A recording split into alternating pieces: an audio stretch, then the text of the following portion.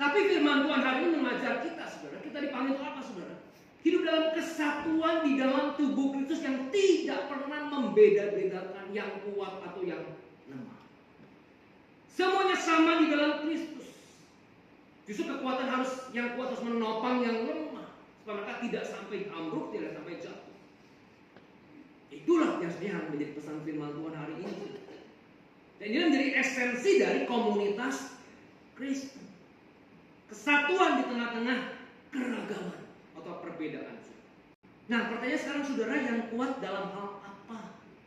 Dan yang lemah dalam bentuk apa?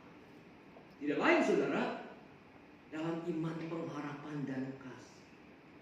Iman, pengharapan, dan kasih itu menjadi 3 hal yang penting dalam iman Kristen. Maka kekuatan inilah yang dibutuhkan. Iman, pengharapan, dan kasih menjadi fondasi yang penting dalam pertumbuhan iman Kristen. Saudara, kadang-kadang kita ini harus belajar memeriksa diri kita. Sehingga kita tahu, saudara, firman Tuhan secara knowledge kita di kepala, di otak saja, tapi nggak sampai ke tangan kita, ke mulut kita, ke seluruh anggota tubuh kita nggak ada firman Tuhan. Di otak luar biasa tahu firman Tuhan, tahu. Tapi kita nggak pernah melakukan praktek firman Tuhan itu dalam hidup setiap hari.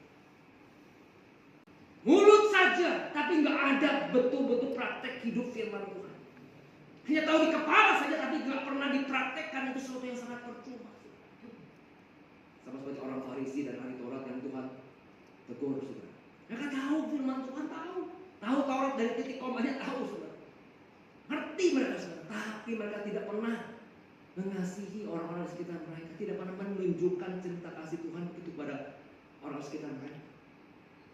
Saudara, sehingga kita seperti demikian, saudara. Mengapa bisa begitu? Karena kita betul-betul belum bertobat.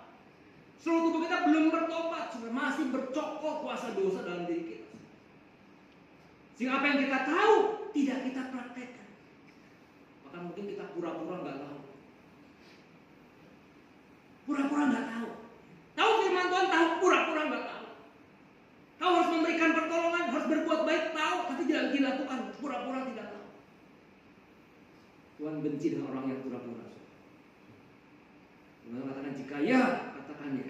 Jika tidak, katakan tidak. Saudara, ini menjadi bagian yang penting. Harus ingatkan kita semua, kita orang yang sudah diselamatkan, maka seluruh hidup kita ini harus sesuai dengan firman Tuhan. Pikiran kita, mata kita, anggota tubuh kita, semuanya harus cocok dengan firman Tuhan. Klop.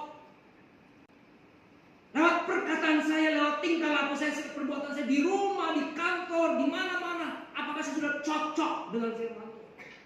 Itu penting, saudara.